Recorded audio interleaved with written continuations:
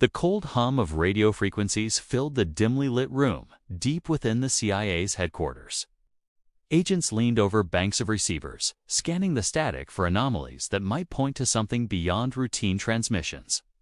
It was late 1972, and the tension of the Cold War was as tangible as the cigarette smoke curling through the air. Among the humdrum of routine signals, one frequency flickered like a shadow. Barely audible, yet persistent, repeating an odd sequence of tones that defied pattern recognition. It was subtle enough that many would dismiss it as interference, but seasoned analysts knew otherwise. This was the signature of something deliberate, something hidden. Across continents, other CIA listening posts had reported the same anomaly. The signals were weak, bouncing off multiple relay points, hopping from one nation to another in ways that confounded even the most advanced tracking equipment. Analysts pored over every frequency, every flicker in the static, charting patterns that might reveal the sender's location or intent. The team nicknamed it the silver lantern signal for the faint shimmer that appeared on the oscilloscope when the tone sequence was correctly tuned.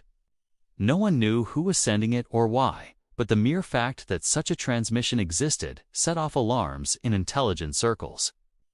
The operation was classified at the highest level, its existence unknown even to most field operatives. Only a select few were privy to the project, a team of cryptographers, signal analysts, and covert operatives whose combined expertise could unravel the mystery.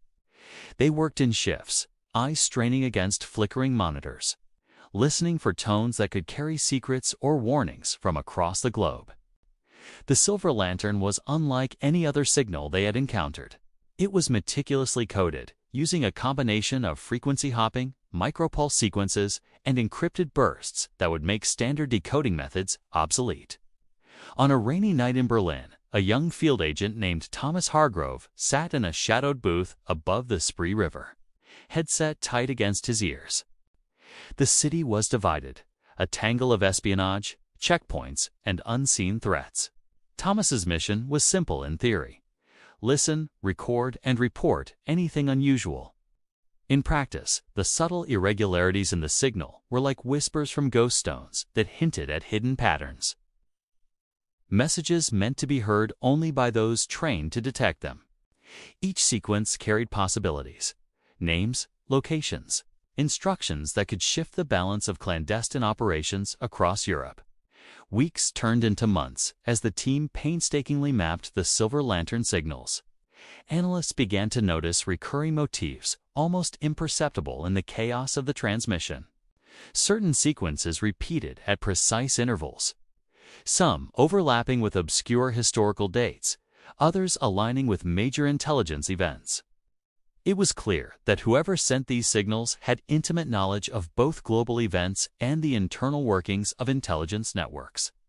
The signal was a ghost in the static, moving, evolving, always one step ahead of conventional tracking methods. Back in Langley, the CIA directors convened in a secure chamber, poring over reports that were both frustrating and tantalizing. "It's unlike anything we've seen," one senior analyst noted, tapping a finger against a sheet filled with frequency logs.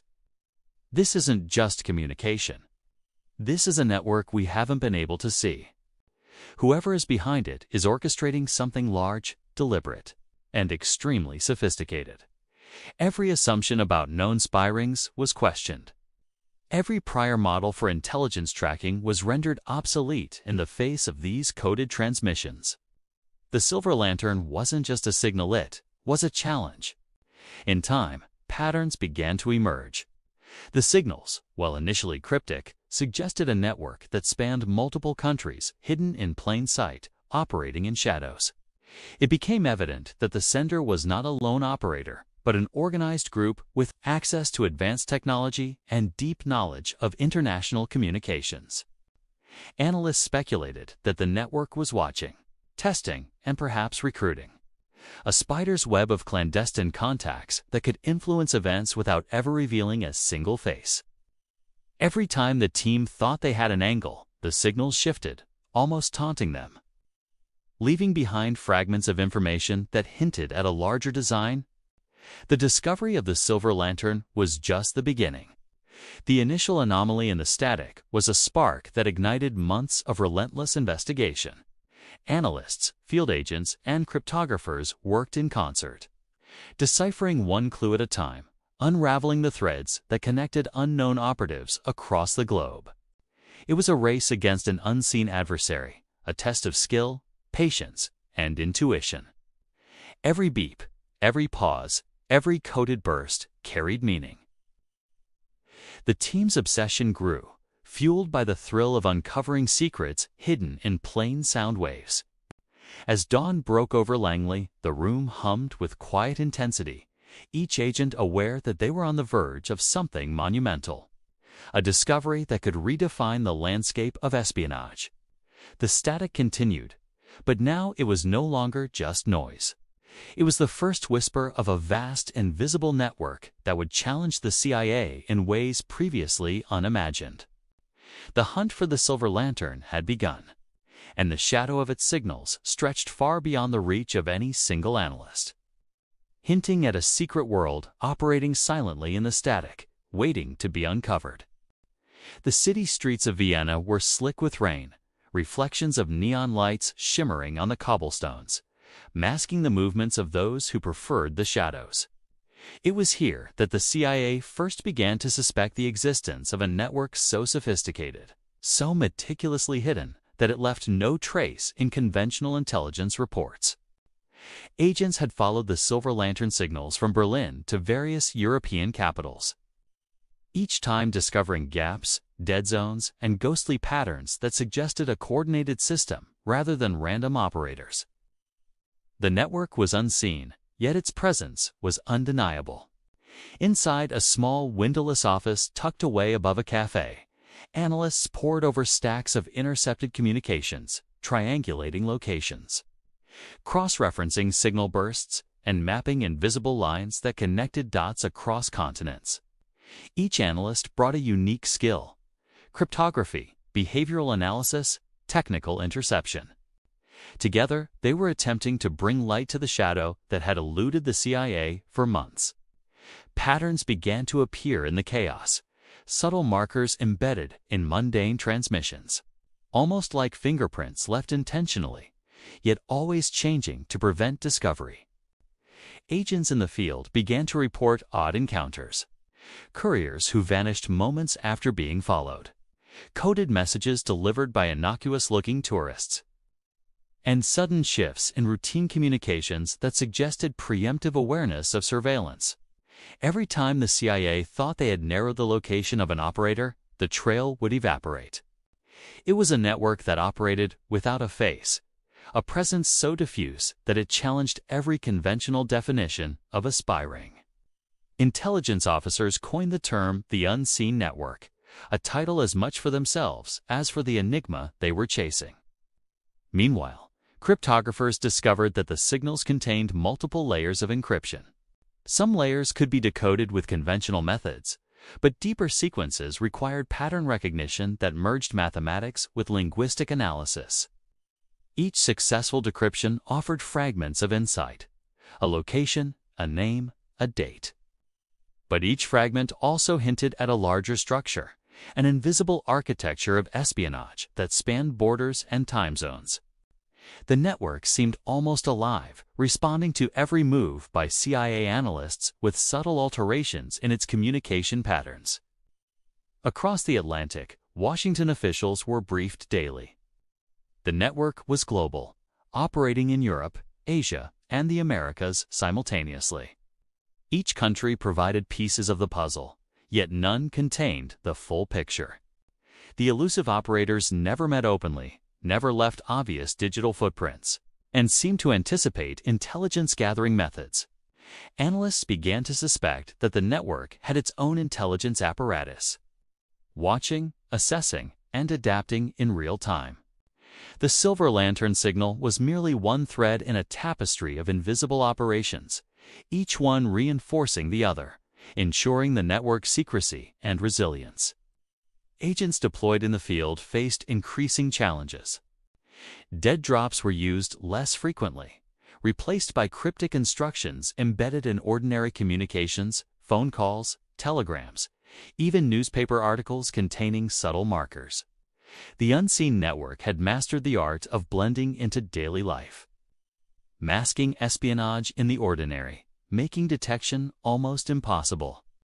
Surveillance teams had to adapt, learning to read signals not just on equipment, but in behavior, patterns of movement, and fleeting human interactions. Every glance, every coincidence could carry meaning, requiring a heightened awareness that stretched agents to their limits. Months passed, and the scope of the network began to emerge. It was not controlled by a single government or faction, but seemed autonomous, a decentralized organization operating with surgical precision. Analysts speculated that its goals were intelligence collection, disruption, and influence, but the full purpose remained unclear. What made it formidable was not violence or fear, but invisibility. Its members could exist anywhere and nowhere at the same time, leaving the CIA to chase shadows through a labyrinth of deception. By winter, the operation had escalated. Field agents, cryptographers, and analysts worked around the clock, piecing together signals, footprints, and anomalies. The unseen network was testing them, probing weaknesses, revealing just enough to maintain the chase. Each discovery led to new questions. Each partial solution exposed a deeper mystery. The CIA realized that capturing or neutralizing this network would require unprecedented coordination, intelligence, innovation, and patience. Yet the challenge invigorated them. They were now fully aware that they were not chasing a single adversary, but confronting a ghostly web that stretched across the globe, its threads invisible, yet tangibly threatening to the very heart of intelligence operations.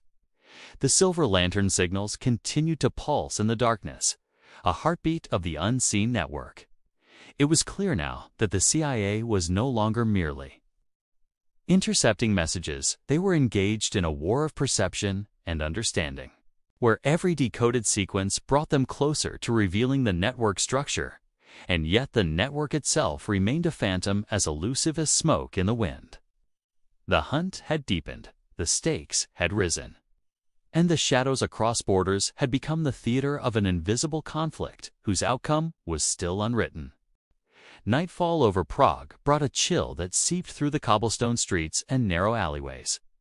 Street lamps cast long, trembling shadows, perfect cover for those who moved unseen. For the CIA, this city had become a testing ground, a place where the silver lantern's coded signals intersected with human agents navigating invisible paths. Field operatives like Alina Markov, a specialist in shadow surveillance, were tasked with tracing these silent couriers, the unseen hands moving messages through a maze of innocuous locations. Every flicker of light in a window, every subtle movement on a balcony, could indicate the presence of a member of the elusive spy network. Alina's team operated in teams of two, blending seamlessly into cafes, libraries, and tramcars.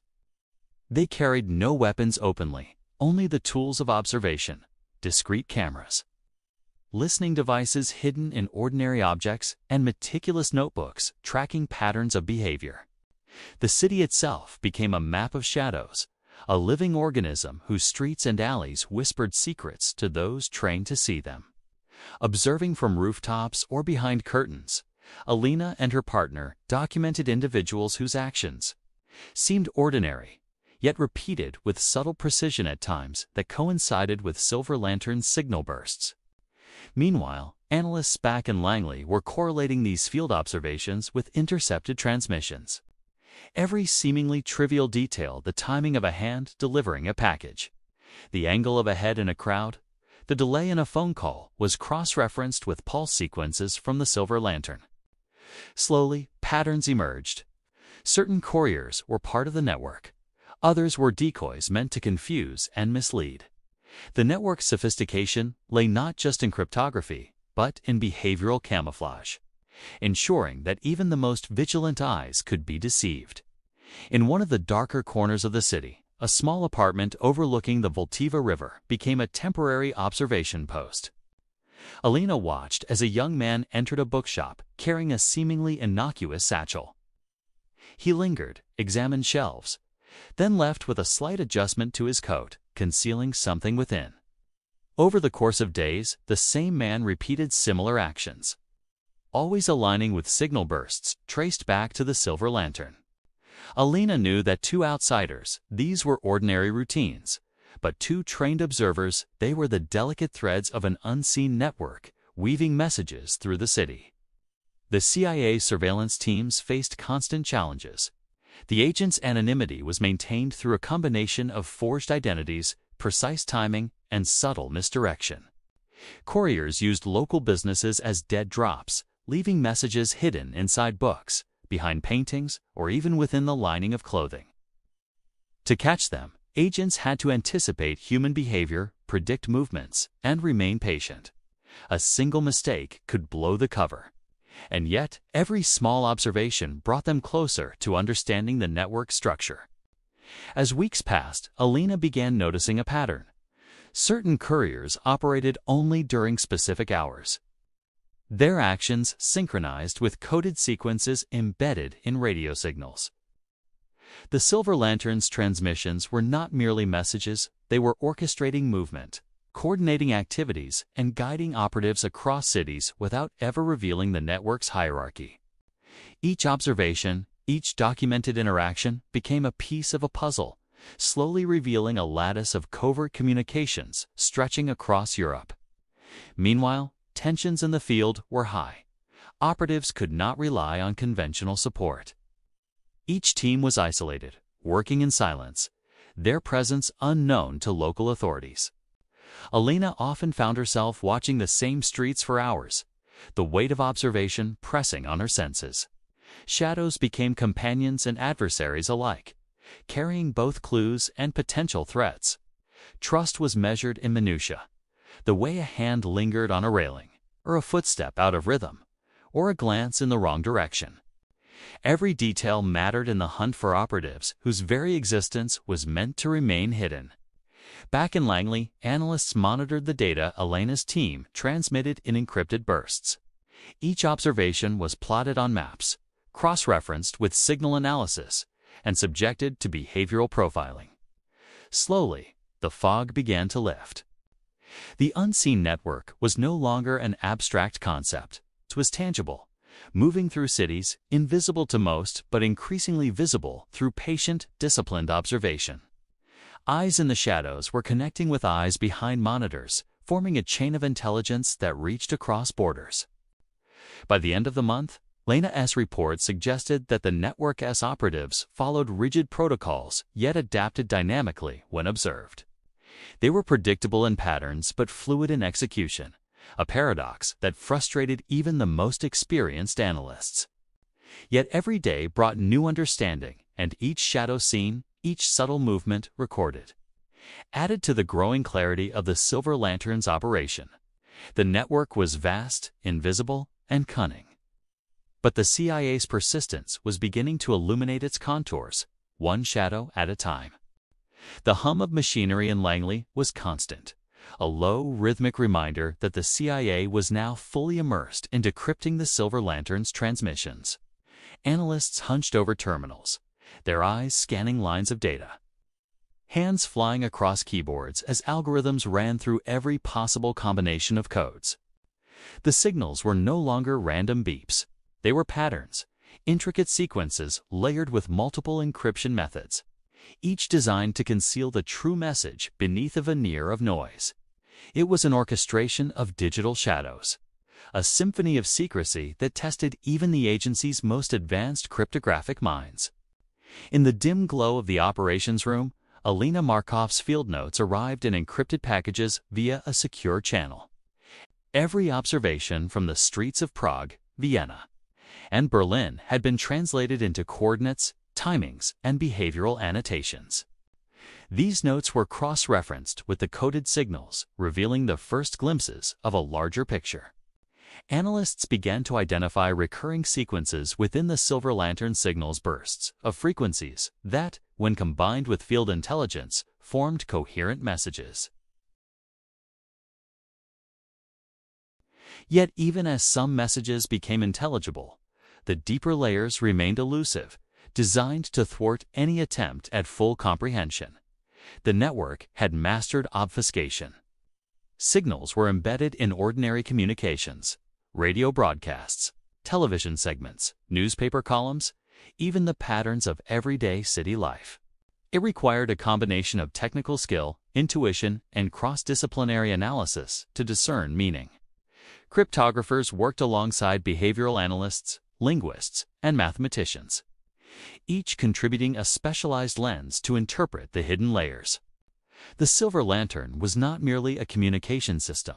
It was a living puzzle, a test of perception and understanding crafted to challenge even the most sophisticated intelligence apparatus. Meanwhile, field agents continued to observe.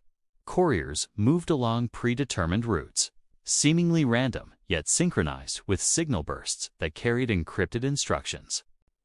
Dead drops were now more intricate, small metal containers hidden in park benches, hollowed-out books left in libraries, messages embedded within mundane objects.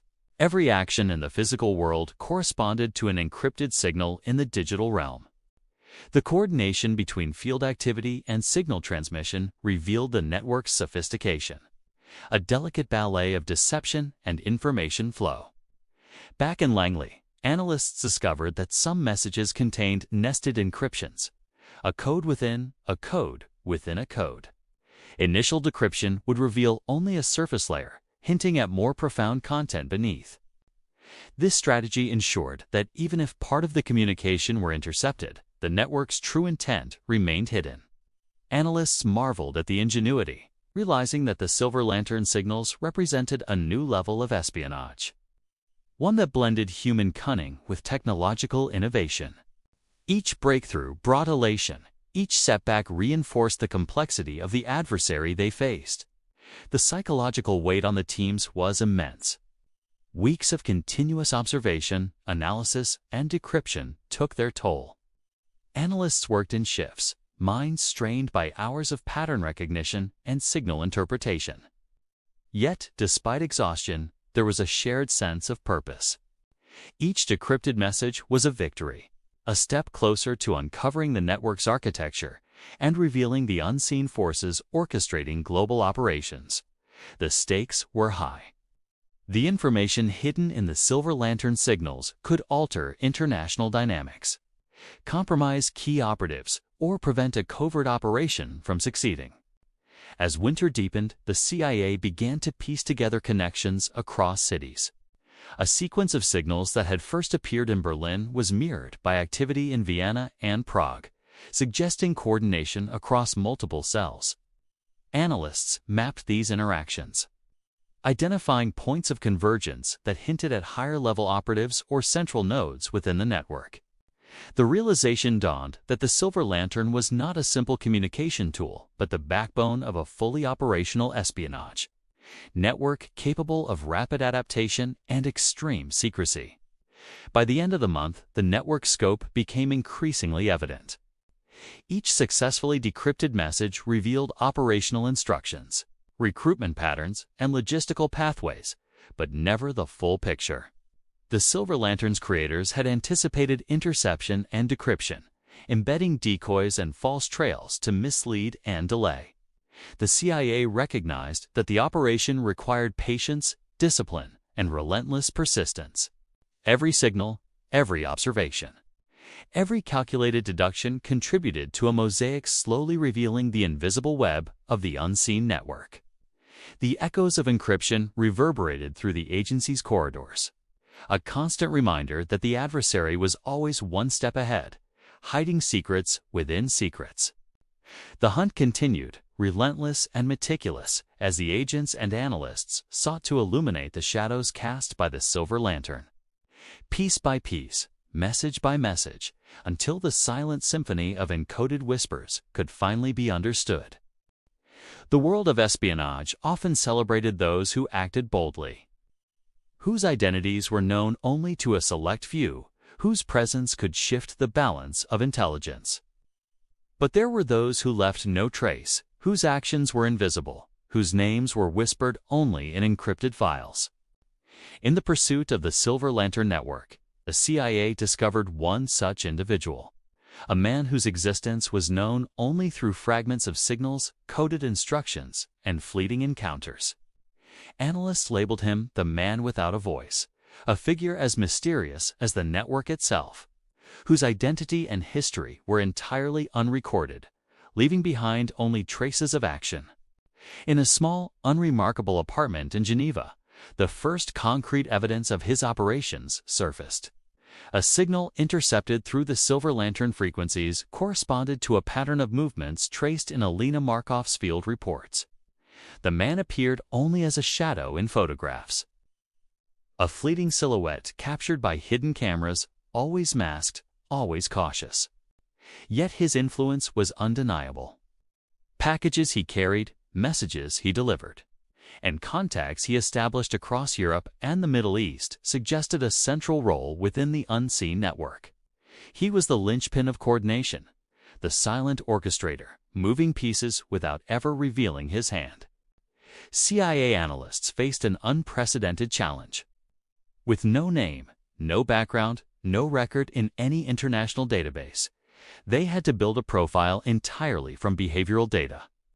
Every step he took, every interaction he made, was scrutinized. His routines were consistent, yet unpredictable. Field agents who tracked him reported uncanny precision.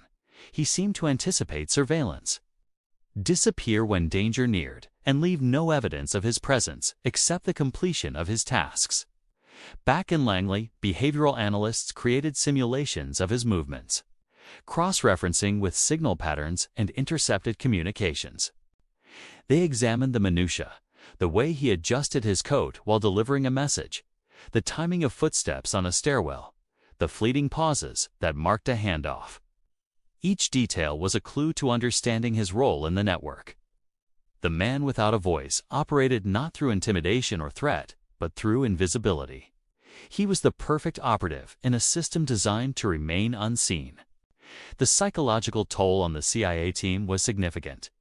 Agents knew that catching him would be nearly impossible. Yet every intercepted message, every anomaly in the Silver Lantern signals offered a sliver of insight.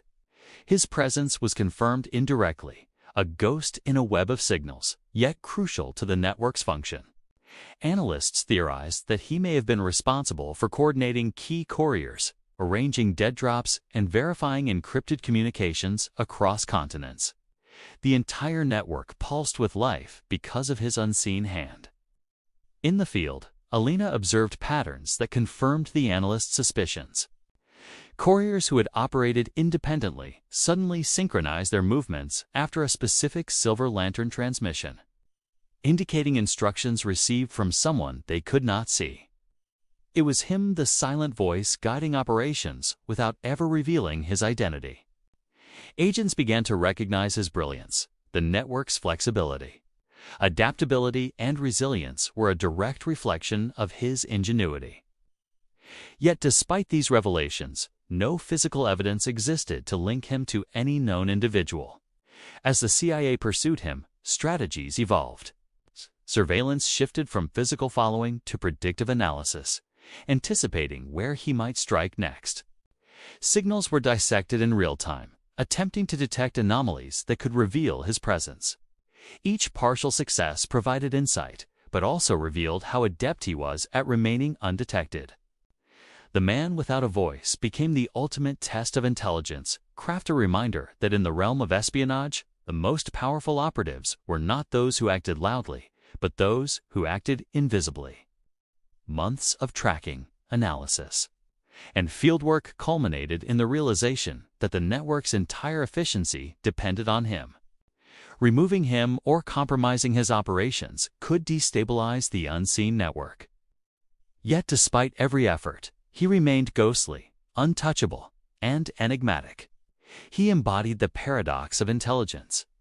The greater the secrecy, the more profound the impact. For the CIA, understanding the man without a voice was no longer optional, it was essential. He was the key to unraveling the Silver Lantern, a figure whose silence spoke louder than any words, whose absence of identity commanded attention, and whose presence in the shadows orchestrated a complex ballet of espionage that spanned the globe. The hunt continued, relentless, and meticulous. As agents and analysts moved through cities, signals, and shadows, ever aware that the man they sought could vanish again at any moment. The man without a voice was not just a spy. He was the living embodiment of the network's philosophy: silent, invisible, and infinitely cunning. A reminder that the most dangerous truths were those that left no trace, whispered only through encrypted echoes and fleeting shadows across the world. The silver web was more than a metaphor. It was a reality that stretched invisibly across continents, a complex lattice of operatives, signals, secret interactions that connected Europe, the Middle East, and North America. For the CIA, understanding this web required not only technical prowess, but also patience, intuition, and the ability to think in dimensions unseen by conventional intelligence. The man without a voice and his network had built a system so sophisticated that even the most advanced surveillance technologies could only scratch its surface. Each node within the web moved independently, yet responded to unseen signals, a living organism of espionage operating in silence. In the shadowed corridors of Langley, analysts worked tirelessly to map the silver web. Sophisticated computers plotted trajectories, signal patterns, and courier movements, creating a digital map that represented invisible connections. Each intersection revealed potential hubs of activity, points where operatives coordinated, messages were exchanged, and instructions cascaded down through the network. It became clear that the web was not centralized in any single location. It was decentralized, resilient, and adaptive, designed to survive attempts at penetration or disruption. The CIA's analysts dubbed it the silver web, acknowledging both its cryptic brilliance and the metallic precision of its signals. Field agents were deployed to intersect these invisible threads. Alina Markov and her team followed couriers through narrow alleys, across train stations, and into crowded public squares, tracing their paths with minute precision. Every action was synchronized with silver lantern transmissions, revealing the coordination underlying seemingly random movements. Agents observed subtle hand gestures, coded exchanges, and timed pauses that indicated the transfer of information. The network's brilliance lay in its invisibility. It used ordinary locations, innocuous objects, and mundane routines to conceal extraordinary operations. Every shadow became a node, every silent step a signal in the web. Back in Geneva, a safe house overlooking a quiet street became a focal point for observation. Agents documented repeated patterns, cross-referenced them with intercepted signals, and began to identify connections between distant nodes. The web revealed itself gradually, like a spider spinning its threads in the dark, with intelligence flowing seamlessly between couriers, operatives, and the silent figure orchestrating it all. Analysts marveled at the network's ingenuity. Each operational layer was meticulously crafted to avoid detection, with redundancies ensuring that the compromise of one node would not disrupt the entire system. Meanwhile, encrypted communications continued to challenge the CIA. Each signal carried multiple layers of codes, some embedded within signals that appeared innocuous or even random. Analysts discovered that messages contained instructions, timing cues, and geographic markers, all designed to synchronize activity across borders. The web was not merely a network of people, but a system in which signals, actions, and timing were intertwined to form a resilient and adaptive entity. Every decryption, every observation, every careful mapping brought the CIA closer to understanding its structure. But the network remained enigmatic, its full scope hidden behind layers of secrecy. The silver web's reach extended far beyond what the CIA had initially imagined. Signals traced back to Mediterranean ports, northern European capitals, and cities in the Middle East, suggesting a global network capable of influencing events with precision and discretion. Couriers moved seamlessly across borders, guided by encrypted instructions, leaving no trace of their origins or destinations. Analysts realized that the web was not only about communication, but also about control, the ability to direct actions, coordinate logistics, and manage assets without revealing the identities or locations of those involved. As the operation deepened, the CIA adapted its methods. Predictive analysis became crucial, as agents anticipated the network's movements rather than merely reacting. Field teams operated in concert with analysts, following invisible threads mapped from fragmented signals and behavioral patterns. Each successful connection revealed another segment of the web, while failures reminded the agency of the network's sophistication. Every day brought new revelations, new challenges, and an unrelenting sense that the network, though unseen, was always aware, always moving, and always one step ahead. Into the silver web, the CIA plunged with relentless focus, threading together signals, field reports, and behavioral insights to illuminate the invisible network. Each discovery was a testament to patience, intellect, and courage, as agents pieced together the strands of a system that had eluded discovery for years. The web's complexity, its resilience, and its silent efficiency were both a challenge and a marvel. The agency understood that to disrupt it, to comprehend its design fully, would require every ounce of analytical skill, field expertise, and perseverance they could muster. The silver web had revealed its contours, but its core, its architects, and its ultimate purpose remained hidden, waiting to be unveiled by those determined enough to chase shadows across the globe.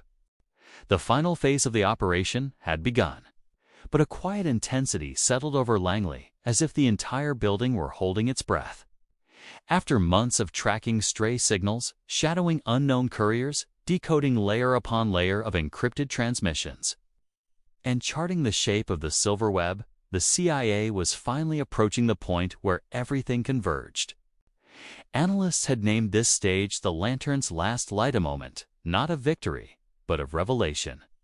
What they sought was the complete outline of a network that had moved unseen for years, its threads woven so deeply into silence that even detecting its existence had been an achievement. Across Europe, field operatives moved with synchronized precision, each guided by predictive models refined through countless hours of signal analysis. Alina Markov and her teams followed their targets with unwavering patience, documenting every gesture, every transfer, every subtle connection. For the first time, trails that once dissolved into darkness were forming recognizable patterns, clusters of activity, hinting at command sites, decision points, and hidden architecture. A quiet thrill rippled through the operations floor after months of chasing shadows. They were finally watching those shadows take shape. Inside Langley, the cryptography division fought through the last layers of interference. What had once seemed like random bursts of static now revealed coordinated instructions, markers, coded confirmations. Analysts aligned these decrypted fragments with field observations, building a map of influence that gradually expanded across borders. The scale of the network was astonishing. Its structure adapted quickly, sidestepping conventional detection methods. But the lantern's light, faint but relentless, was now exposing its contours. The man without a voice still existed only as an idea, a presence without identity. Yet his influence was unmistakable. Every threaded instruction, every shift in courier movement, every refined protocol suggested a guiding mind orchestrating the unseen flow. His fingerprints were in timing, in silence, in efficiency. Though invisible, he was the constant force giving coherence to a vast system that otherwise would have dissolved into chaos. One quiet evening in Vienna marked the turning point. According to decrypted sequences, a rare convergence of couriers was expected. Elena's team positioned themselves discreetly. When the meeting occurred exactly on predicted timing-precise movements, subtle exchanges, coded gestures, it felt like watching the internal gears of a machine that had once been hidden inside pure darkness. For the first time, the CIA saw not just fragments of the silver web, but its living mechanism, intelligence circulating through a system designed to stay invisible. Back at headquarters, the combined intelligence clarified what the agency had been pursuing. The silver web transformed from theory into a complete operational map, nodes, pathways, silent channels of communication. The CIA could now anticipate shifts, identify pressure points, and understand the rhythm of the unseen network. Still, the figure at its center remained unreachable. A reminder that even the brightest light cannot reveal those who remain perfectly still in the shadows. The conclusion of the operation did not arrive with arrests or confrontation. It arrived as understanding a strategic unveiling.